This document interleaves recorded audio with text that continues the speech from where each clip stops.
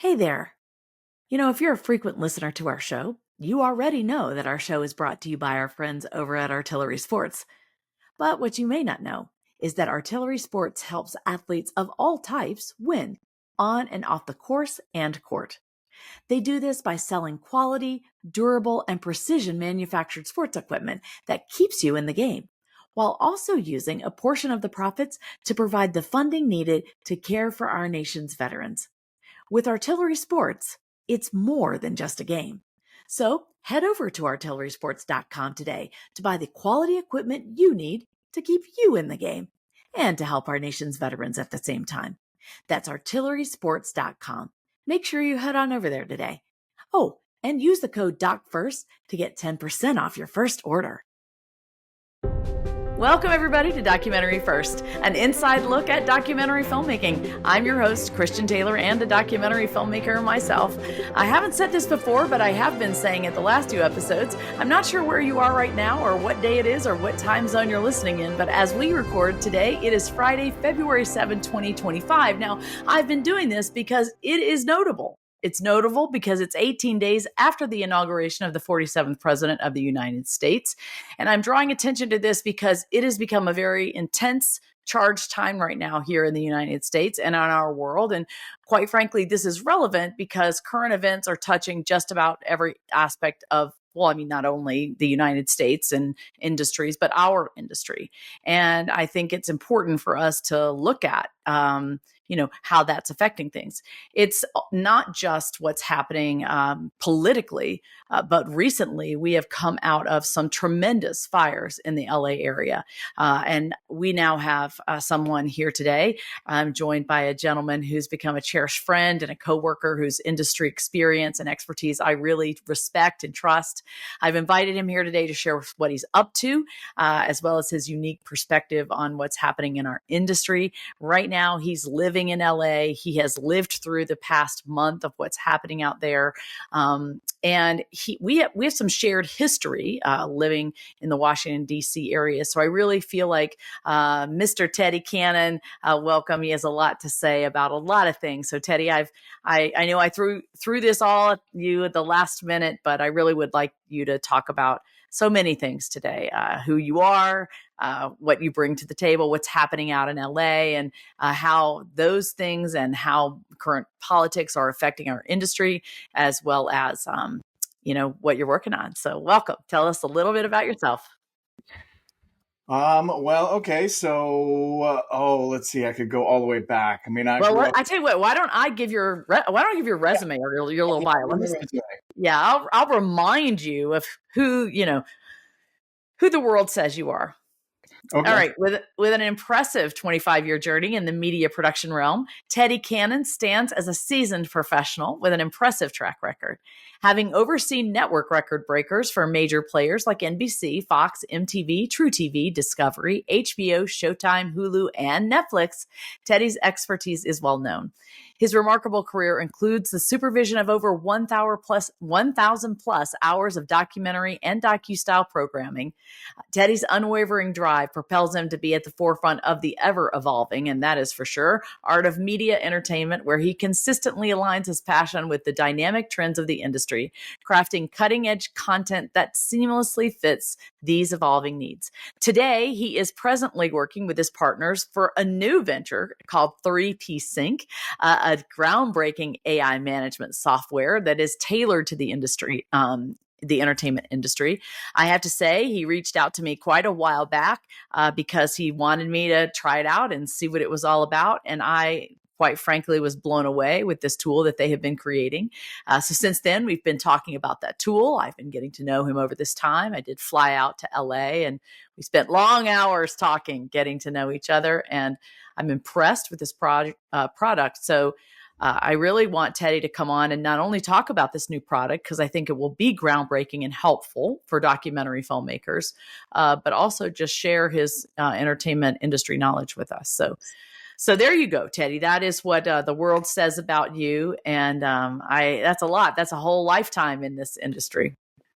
Well, I grew up in a foreign service family. Now, what does that mean? A lot of people don't even know what that means.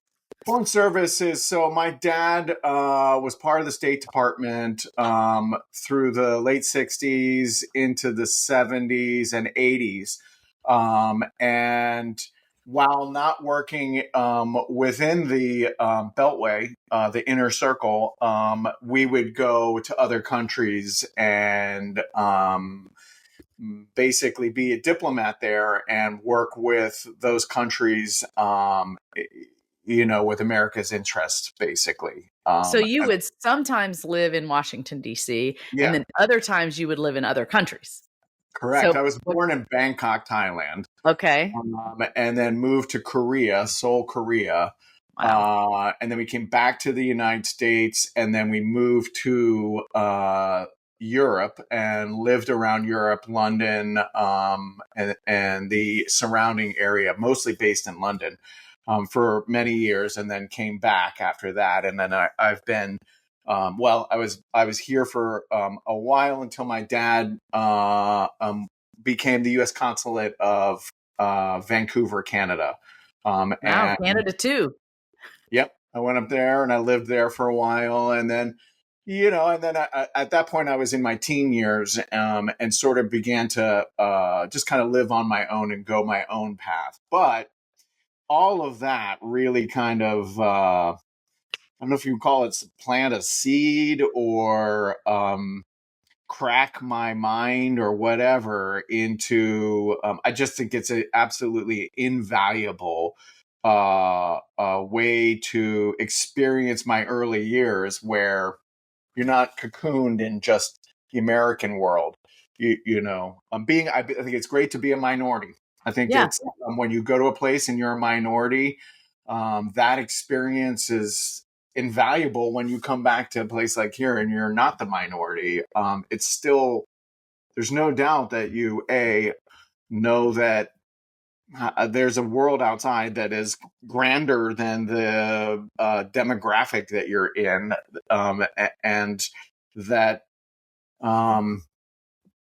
it's breaking out of that mindset, basically. I don't know. I mean, I kind of say that it's kind of like oneness, like we're just one. It doesn't, like whether you go to another country and you don't speak the language, you still can communicate with people, and these people were one on one, and it worked. It's true. I think traveling abroad is really important for that exact reason. It doesn't matter what color people are or what language they speak or how they eat their food. They're still people, and they have emotions and feelings and families, and they wear clothes, and they're different. They're all different, but they're all the same. I think it's difficult to have compassion or understanding if they're only in a book or if you only see them on TV. Right. And it's very difficult to understand them. And I had the same experience when I went to Indonesia or when I went to Europe. It's even more striking when I went to Indonesia, and I'm one of the only white people in that area, and you feel strange. And I actually embrace that feeling because now it helps me to understand how a person of color or how an immigrant may feel when they come into my world here in Wheaton, Illinois, and how strange that must feel for them, which I think is good for us. It's good for us to feel that kind of place of uncomfort, because then we can be compassionate to other people when they come here. So and I also think it helps us in our filmmaking. Like, it helps us be better filmmakers. So let's get to that. Were you always interested in this filmmaking world? Did you start off that way? How did you go? I mean, you've been in this political world. How did you get from this political world to this entertainment world? I think that the bug was planted when I moved to Vancouver with my dad, and while he was the U.S. consulate, this was I think he probably moved there in 1980, but in 1981 he also ran the U.S. pavilion at the World's Fair. Okay. And so basically, there were the World's Fair in general, but the U.S. Pavilion was really centered on the innovation of technology, and that kind of planted the seed for me, because I could just go over there every day and walk around and see everything, and that I was being drawn to this industry at that time. I then stepped into the industry thinking that I would be in front of the camera. as either an actor or a personality. And I had training for it, some significant training at the American Academy of Dramatic Arts, and then entered the world from that side of the camera and learned pretty quickly, I think probably within a year or two, that that was not my place. And I went behind the camera. That's where I've been ever since. And um, I feel grateful for where I'm at now. Yeah, but it's great to get that experience on the other side of the camera. I mean, I think it's really good for people in the front to have experience in the back and vice versa. So I think it's wonderful that you had that opportunity. I think it makes you a better filmmaker on the backside. So you started off then, I think, doing what? Let's talk about that.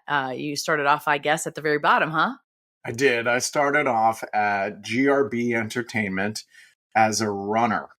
And this was back before we had any type of digital devices. So we had to Boy, use... you're old. You're old. I'm You're the great. analog age. I'm old, but I'm great. Yes, me I too. get better every year, Me you too. know. Like And I'm so fine wine. grateful.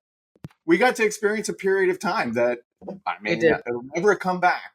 Nope. And when you're given a box of tapes and told to take this over to Topanga Canyon, get it to the director's house, and you have a Thomas guide that you have to look up his address in and then basically get there.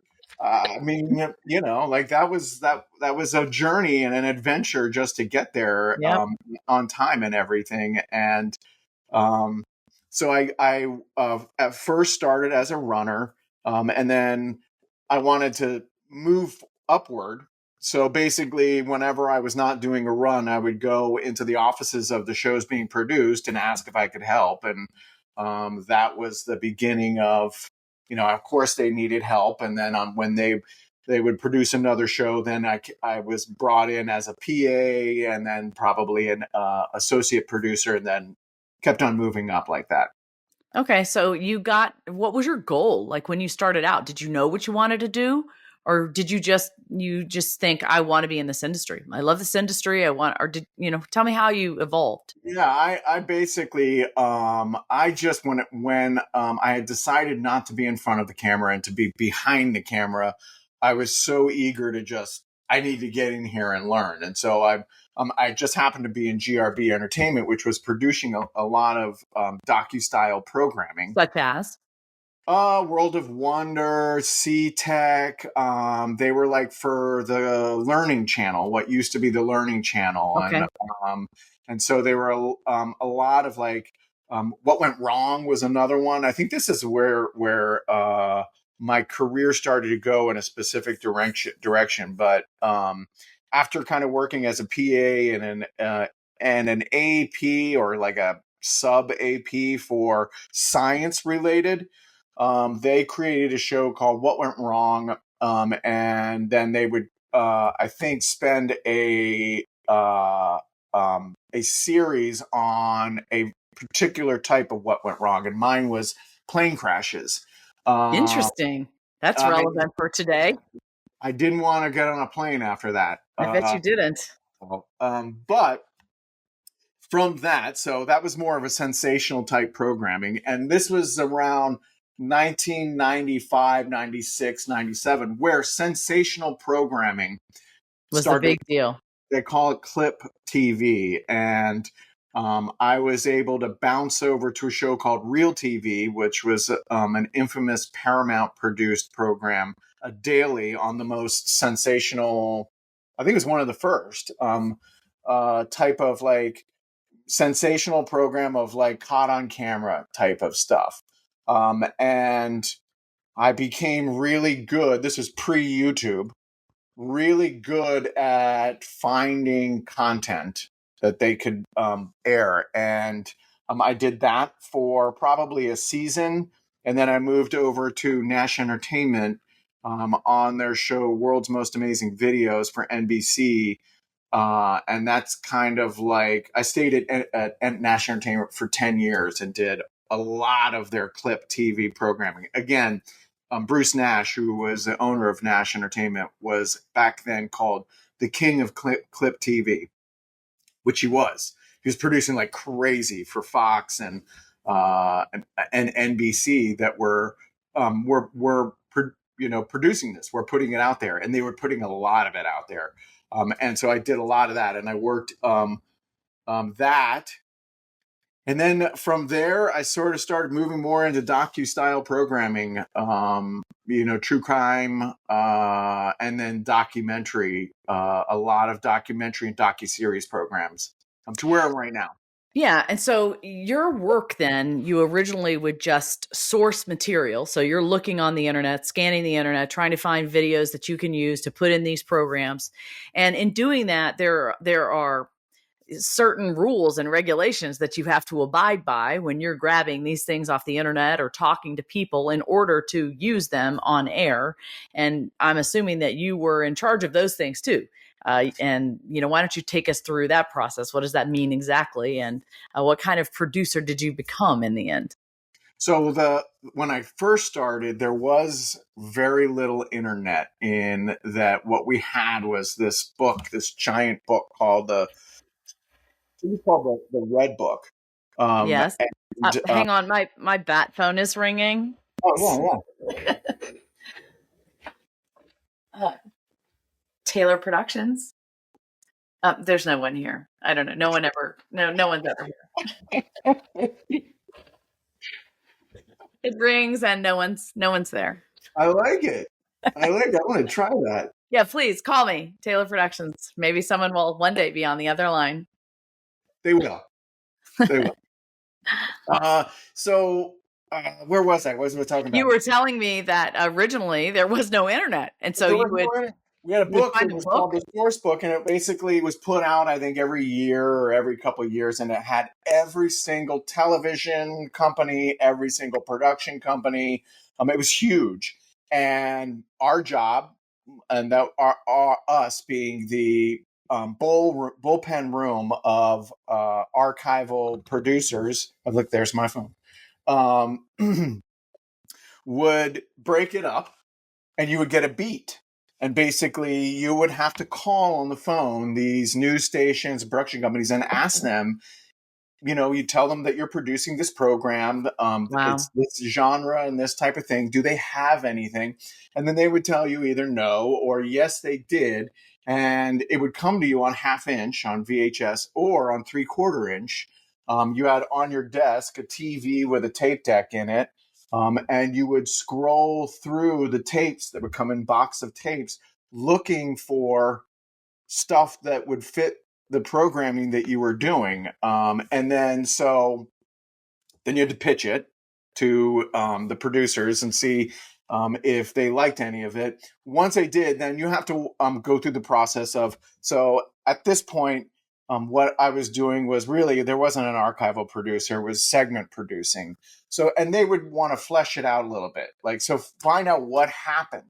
That's a great sensational video, but what happened?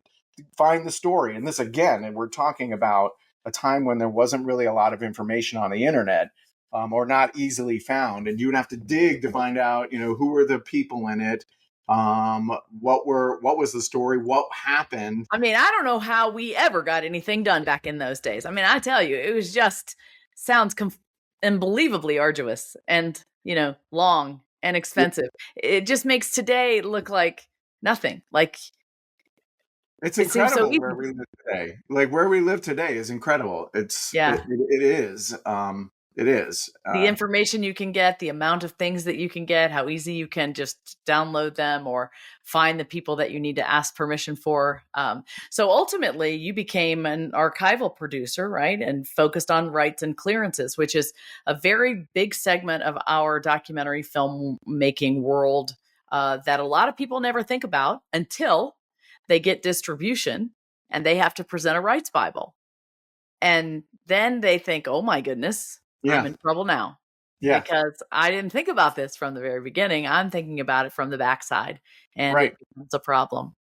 So I call it, there used to be 2 roles. There was an archival producer, and I'm used to be, we're talking maybe 7, 8, 9 years ago, 10 years ago, there was an archival producer, and then there was a clearance producer.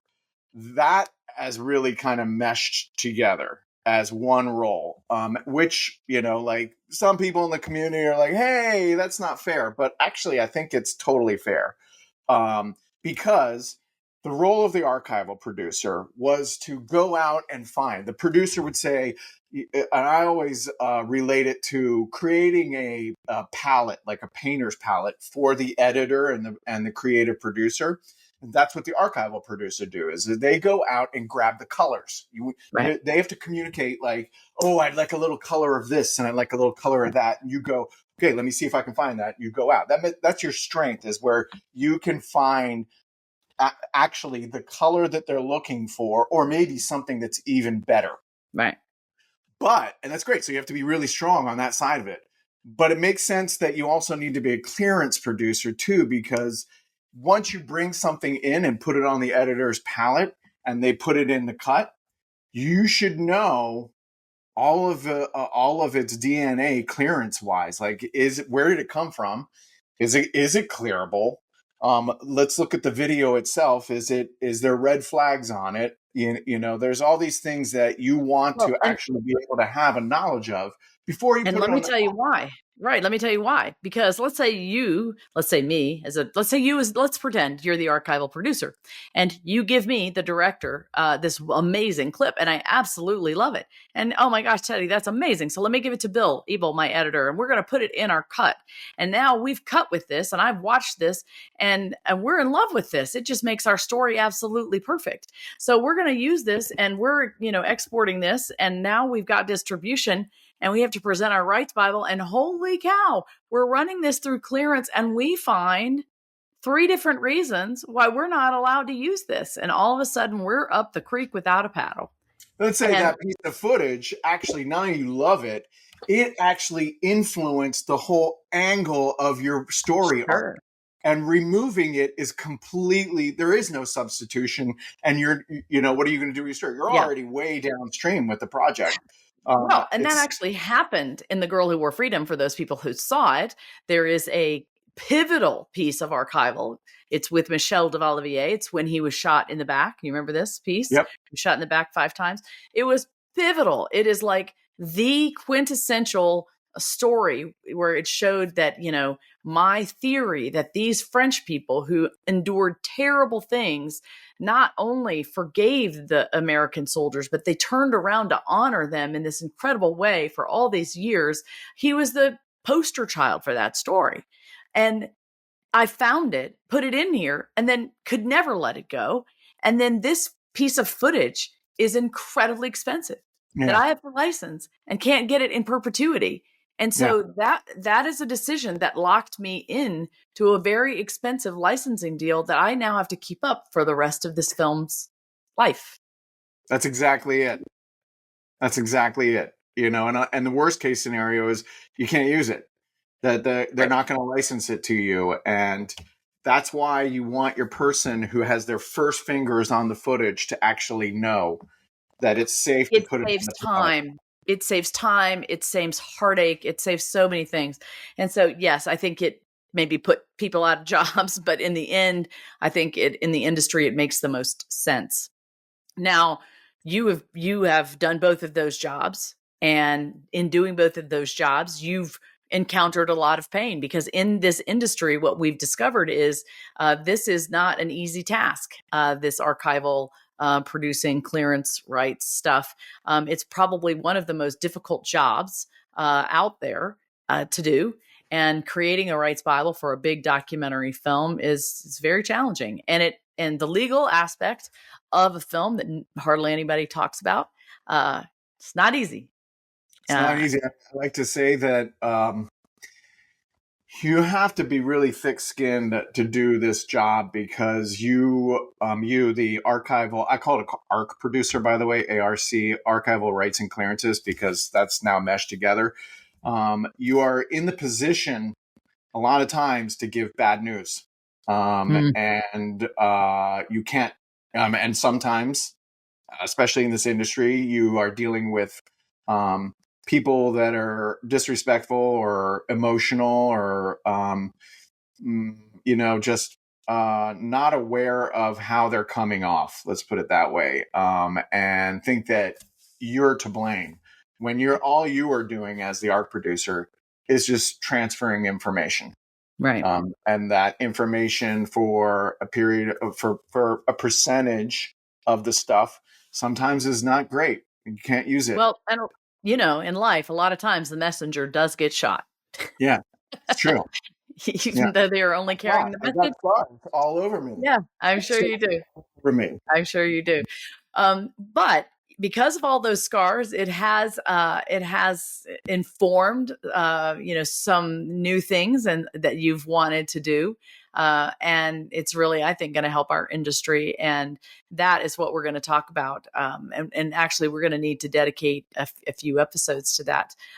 You've formed this new company called 3P Sync with a new product that is going to help not only ARC producers, but little people like me who are doing independent documentary films. And we're going to talk about that.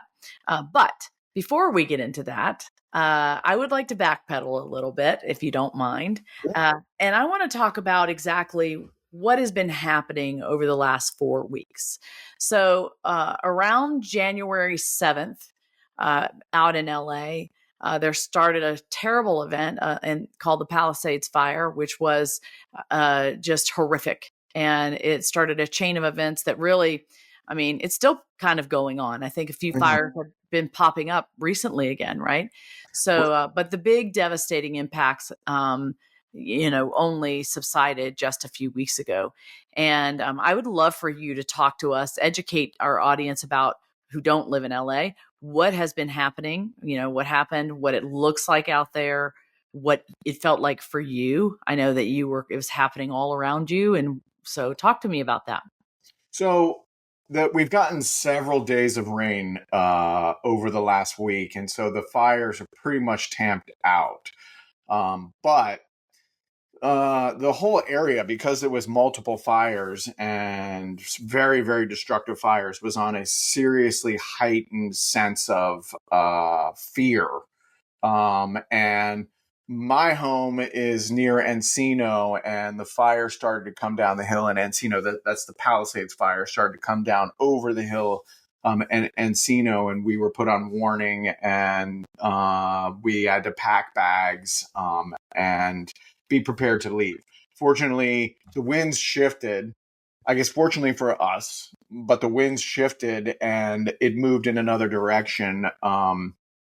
But so first you've got this like period of time, which is it's just, it wreaks havoc on your nervous system because you don't know, that there's a crisis going on, and then so being in that state, and then afterwards, I think that it's got to be similar to the way that New York was after 9/11. I thought about that.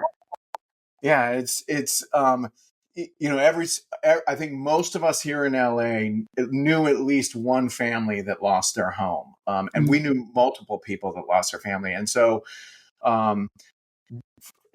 grappling with that thought, like imagine that you literally like are told to get out of your house and you're able to jump in your car with the clothes that you're wearing and drive away and then come back, and everything that you own, your whole life, is incinerated to nothing. There's nothing left.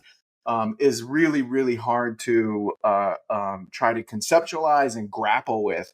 And that we all pretty much knew people who were going through this. There was I think there still is, but for right afterwards, this just deep sorrow that we all felt for each other. And well, I remember you telling me, I mean, I touched base with you pretty early on. I was checking with everybody on our team, and you're like, I mean, this is awful. I'm sitting here, our bags packed, and you're calculating, what in the world do you do? What do you take? What do you leave? And it's just got to be that terrible feeling of what do you do? And then you have the luxury. I mean, it's on the one hand, you have the luxury of sitting there deciding, what do I take with me when they give me the call to evacuate? That's not what many people got. But also it's the agony of having to sit there thinking that you're sitting ducks and have time to think about what am I going to do when I'm told to evacuate. Yeah.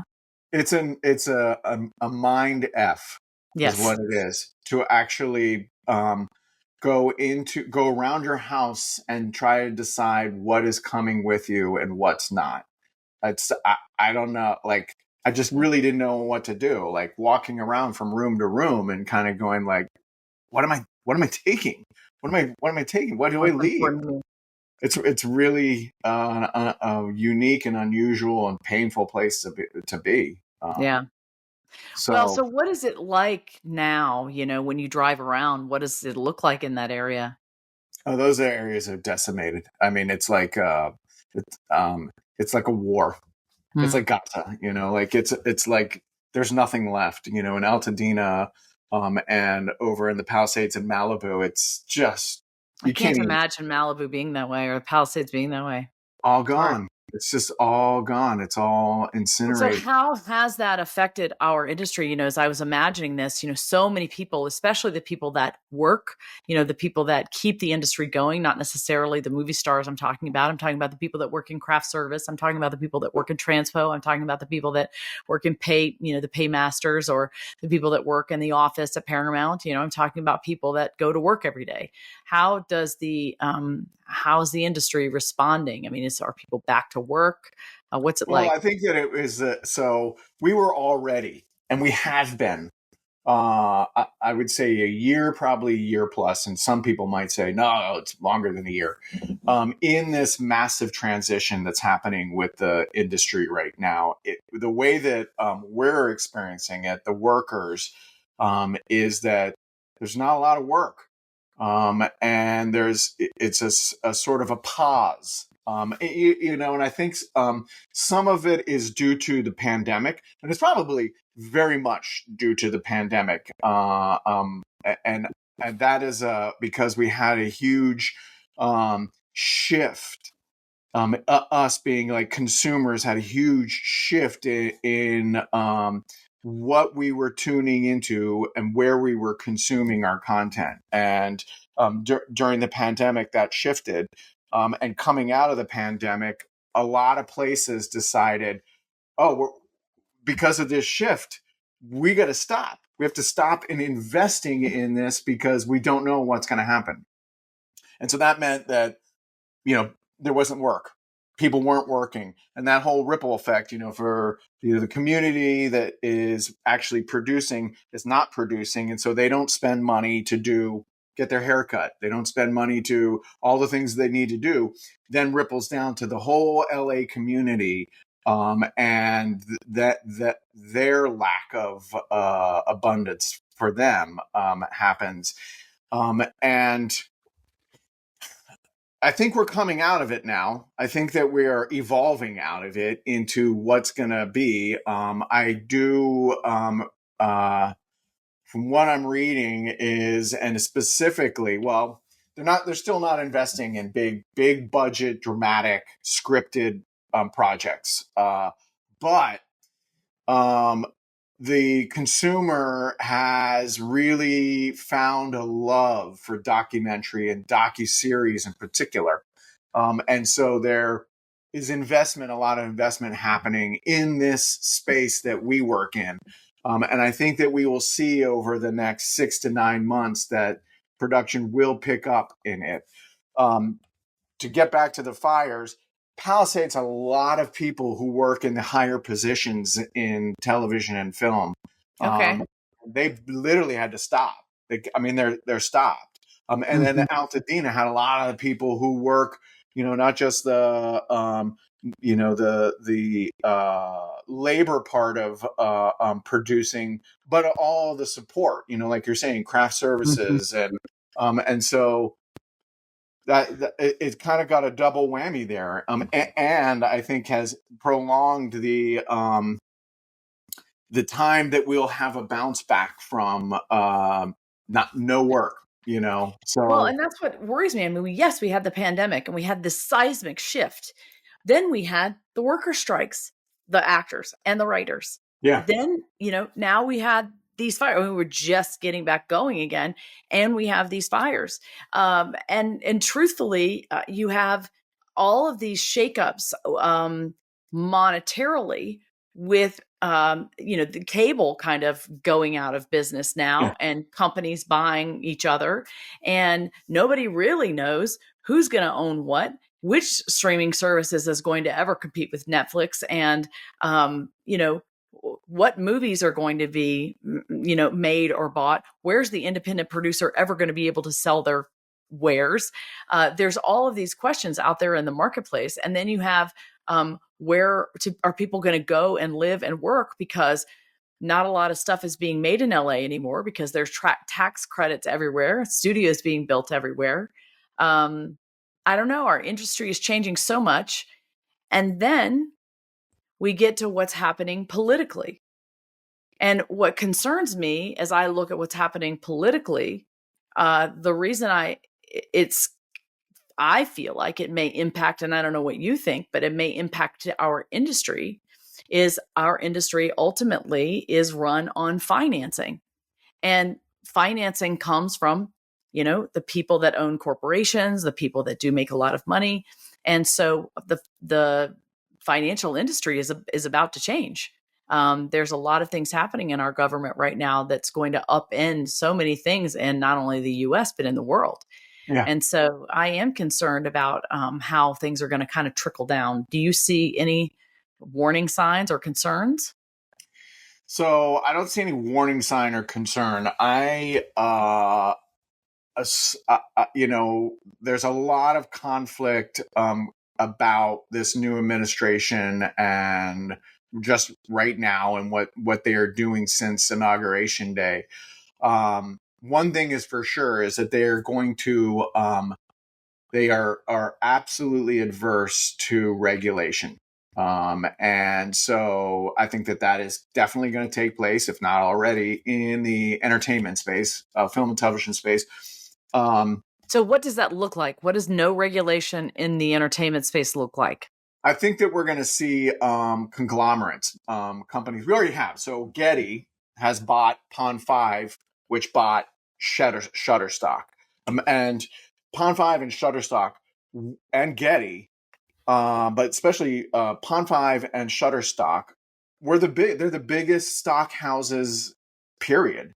Right. And so that Pond 5 ate Shutterstock, and then Getty bought Pond 5. We're talking about a massive right. Company. So it doesn't matter then. You can have one person who owns everything, and there really is no longer any competition in the market. I think right now there's not going to be any competition in the market. They're going to continue to do that. I don't know if that is going to affect us in the docu genre. It'll affect it in prices. And I mean, if you're going to talk about, if you're going to talk about, Getty and Pond and Shutterstock right there, you're going to talk about, you've got corner on the market of prices. Getty's the most expensive. It charges exorbitant prices for, by the way, if you're listening to this, please don't ever buy anything from World War II footage on Getty or any of those places, because it's all free and you can do your own research and go and get the footage yourself instead of having to pay for it on any one of those things. Or hire an art producer. Yeah, hire an art producer who is seasoned at this, who can direct you toward that stuff and find it for you. That literally, like, having one of these producers on your project, finding the money to have an art producer on your project. You may have to spend money in the front end. It's going to save you a lot of money in the back, because we are seasoned and skilled at finding alternatives, and a lot of times free or very inexpensive. That's part of what we do. Absolutely. To get back to that, yes, it's going to affect prices because Getty is going to be in the power seat now. And they can basically, because there's no competition, just decide what it's going to be. They create relationships. They're all in the market for bulk. They want you to do bulk. And so there's, again, like, as a clearance producer, and having somebody who has a long-term relationship with one of these entities is very valuable, because it gives them the ability to really work on rate, and bringing that rate down for you as a production. Whether it's going to affect us work-wise, I don't think it is. I think there's going to be a lot of innovation that's going to go on with this, removal of regulation. There's going to be a lot of money that comes in, and since we've been in this place of insecurity, and nobody's going to television or cable anymore, and what's going to happen? It's got to go somewhere. Is the thing, because the consumer is consuming more than ever. And so who's going to produce that? You still got to produce it. It's money being made. So who's going to produce it? It's got to go somewhere. I think that energy is going to go to other platforms, innovative platforms, and that the stream of content, and specifically what we do, docu-style content, is only going to get more. I think we're only going to get more. And one of the things that's just really exploding right now because of the younger generation are content is being made from the gamer stories. So they're taking, video games that have been played by these kids forever, and turning them into movies or series or things like that. That's a new hot thing. And really, truly, the younger generations are going to drive whatever is going to be made. One thing I was thinking about too, we should talk about it, and it has to do with what your new product is AI. I mean, this is, you've got Elon Musk up there with, basically Wreck-It Ralph going around with his big hammer. And, here he is, the king of AI, who now has hand on the lever. And I mean, what's going to happen there? I mean, are we going to have any, he once said that AI was going to eat us and destroy us. And then he said that, no, they were just going to walk around and just step over us. And now it's, his basic thing is, that we don't matter to them at all, and we just don't even exist. And that I don't know. What do you think is going to happen with AI? Is there going to be any regulation at all there? I think there has to be regulation. So first off, my analogy for this AI that's happening, it is a tsunami. You can't stop a tsunami. What he's saying, if he's trying to relate it, in this way, is that it will destroy you if you go, wait a minute. And there are people in the industry are like, wait a minute, this can't happen here. It's got to stop. It will destroy you. And as a tsunami, it's actually a rideable tsunami. You have to get on it. You have to be reading up on it, connecting with the people that are working in it, and work with what is going to happen. Be aware of what's happening and work with what's going to happen. I believe that the industry needs to lean on the leaders in the industry. So like the organizations that basically run the industry to cap, specifically. So it should be for all genres, but let's just talk about documentary because that's what we do. And they, in order to be respected or considered for awards or to be put on a streaming service, and you are a documentary, you are only allowed to use X percentage of AI. Once you go above that, you are no longer allowed. And that I think this is one of the ways that they're going to have to regulate. So that, because honestly, if there's no regulation on this, then they will just start producing stuff that is fully AI and putting it out on streamers. And, we'll see how the consumer likes it or not. But I don't think we should go there. I think that as a community, we have to lean on the leaders to force a cap on AI. I think that we have to. That's one thing that we have to do. That we are going to have to organize and force them to do that. And they aren't organized. I think there's definitely got to be a middle ground somewhere, because your product relies on AI. Your product relies on AI, and your product is a good product, and we need it. We need that AI in order to make 3P Sync work and do the job that it needs to do. And So that's a good thing. What we It's a don't need to great do, thing. it's a It great is thing. like so AI is not a bad thing. It needs to be handled and regulated, and for how it's going to evolve. But it's already evolving in an incredible way. I mean, undoubtedly, like, people are understanding that with regard to productivity, what you were, I'll just speak for myself, what I was able to produce. And so a lot of copy, a lot of business management that might take me a few days to a week to maybe a couple weeks to produce takes a fraction of the time now. It's incredible to have a team of researchers and this is AI, to go out there and pull all this information. You have to make sure that it's correct, but bring it to you in a way that is so efficient and digestible. It's like, there's no going back. There's no going back to it. Yeah. My product specifically, like, we're the link that I work in, archival and clearance, is literally the only link in the production line that's not digital, and the rest of the production line is digital. But we to this day still work on Google Sheets, and we transfer information from the outlets through cut and paste.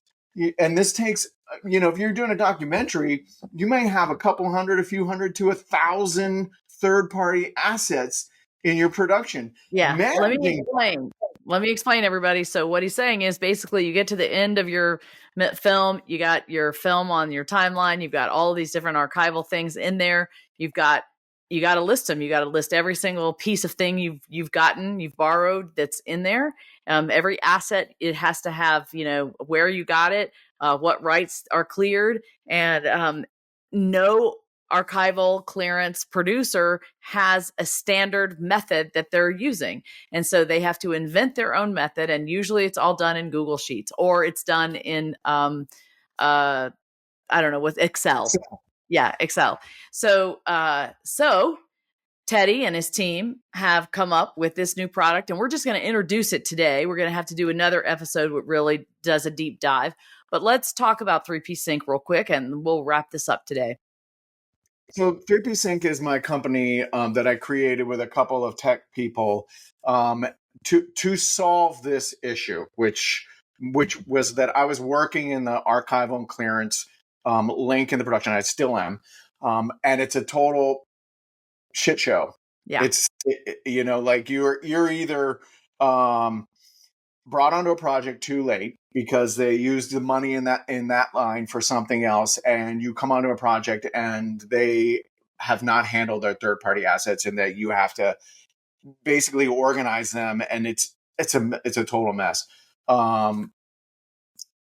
Or you're brought on earlier, and you basically are doing this laborious task all by hand. I call it longhand. Like, we're longhanding it. And so I was working in this, and we're all suffering. Like, it's varying degrees of suffering. All of the community that I work with, and like, I met with a whole bunch of them last night, and the war stories that you tell about the disasters that you've been on because they didn't manage the third-party assets. So being in this space and going like, so what we're talking about is a digital file. That's it. They're all digital files. Whatever you're using, is a photo, video, a document, or audio. It's just a digital file. How come we're still handling them as if they're, copy, and it's line by line? It's so ridiculous. So I connected with a couple of guys in the tech industry that have developed data management software, unloaded everything that we do in this space, the archival and clearance space, and said, is it doable? Can we do this? And they said, yeah, we can do this. And so for the last 2 years, we've been developing this product, which is called Arcworks. And it's going to change the industry. We want it to change the industry. We want it to be the industry standard, because there's no standard. You get on a project, and if they've already dealt, like, besides with their third-party assets and they didn't organize them, give them a naming convention, you're also sort of subject to working in something that they created, which you're not familiar with, and it's just a mess, and having to learn that. It shouldn't be that way. It should be that no matter what, even if you don't have a person on it, you have a software that you can run your third-party assets through. So when the person comes in who's going to make your deals for you and provide everything for you for deliverables, when they sit down in that chair and look, they are looking at the same thing every time. It's neat and organized. They can see everything. They can deal with everything in an efficient way, and you get what you need. And so that's what we are creating, is a system like that is an all-in-one, takes care of everything, and keeps everything neat and efficient so that it saves money. It's always money. It always comes down to money, whether what you've got in your production is too much money or you can't use it. That means you're going to have to lengthen the production to find something to sub it in. Means that you have to pay more people, or you're going to have to pay more money for an asset that's going to be way too expensive. It just comes down to money. And the overages that the industry regularly has to pay out for this are in the millions. And it's inexcusable because it's really human error, because Right. you're dealing with mass amounts of data. Well, and time is money. And what you're trying to do is save people time, because in all of the manual labor that you're talking about, mistakes can be made and it takes extra time, which always costs extra money. And That's it. yeah, so people are going to need to come back, because we're going to dive into what Arcworks is all about, and we're going to teach people. I think you are looking for beta testers, maybe. Yeah. You're still looking for beta testers, and so we want to talk about this. I really believe in it. I know that it's going to be the wave of the future, and I think it will really help people in this documentary film space. So thank you for coming on and talking about your experience, letting us know how you got where you are. Hopefully it'll inspire some other people that are looking to become, deeper into the industry, or looking to become archival or clearance producers. Thank you for letting us know what's happening out there in LA right now. We are really keeping you guys in our thoughts and prayers. We know it's not an easy time. And thank you for creating something that's going to help us in the future, we hope. And thank you for having me. And then I love this community, the documentary space and docu people. Going back to the beginning of our conversation when we talked about growing up in diverse communities, like, it's been my mission, because the television is the most powerful medium today. And it does have the power to change people. And if you consciously create programming that can change people, you change the world. And I love the community of people that do this. Yeah, me too. I believe in them. That's why I do what I do. So, and I believe in you. So thank you so much for being here. We appreciate your time. All right, everybody. Thank you so much. Oh, you know what I forgot? I forgot one of our most important things. We just have a few more minutes. Everybody, it's time for your favorite segment, DocuView Deja Vu. All right, Teddy, we didn't even talk about this. So I don't know if you have a documentary, but I certainly do. So I'm going to start. I'll give you a second to think about a documentary to recommend if you want. But I'm going to talk about the one I watched recently. Was called Netflix versus the World. And I watched this with my husband. Have you seen this? I haven't seen it. It's on my list. Okay, well, it's obviously on Netflix, and it talks about just really the beginning of Netflix and its story. And it was fascinating, absolutely fascinating. I highly recommend people watching it, just as particularly if you're interested in our industry and what's happening in our industry now. Netflix versus the World is a good one to watch. That's my recommendation. Definitely be watching that one. Yeah. All right, you got one for us? I do. So this is actually one I worked on, but I almost look at it, like I feel really proud of working on it, but it's called Kiss the Future. And it's on Paramount Plus, and it was on the Oscar list. And it is a story about Sarajevo and the siege on Sarajevo in the early 90s. And the story is U2 is a co-producer of the project, and the power of basically one person to affect great change. And it's just the combination of what the story was, how it happened, And then also the footage that was imparted into the documentary, it's a feature, it's incredible. I mean, it literally is incredible. I think that a lot of people have forgotten about what happened in Sarajevo, or it's a distant thought. It's actually happening in Ukraine now. The same thing is happening, very similar in Ukraine now. So it's very poignant to right now, what's happening right now. And the people and the whole positivity of like, I'm one person. Can I actually do something? Watch it, and you will see that this one person decided that they were going to do something, and it changed the whole way that this history happened. I highly recommend watching it, not because I was an archival producer on it, because it's an incredible documentary. Awesome. That's great. I haven't watched it. I appreciate that recommendation. That sounds like it'll be very encouraging. One other thing. This is not a documentary, but actually it could be, because it is based on a true story. If you do nothing else this week or this weekend, when you're listening to this, watch Bank of Dave. Have you seen it? No. Oh my goodness. Run, do not walk to Bank of Dave. You have to watch it. What's it on? It is on Netflix. It is such a wonderful movie. It is a British film that I totally was surprised by. Did not expect it to be anything that it was. Completely surprised. Has to do with music. And there is a surprise music theme in here. It ended, I was just crying tears of joy at the end, totally surprised by the ending. Awesome. So, I think you'll love it, as will our audience. So, all right, everybody. Well, that does it for our Documentary First podcast. Thank you so much for listening to Documentary First, where we believe everybody has a story to tell, and you can be the one to tell it. Bye, everybody.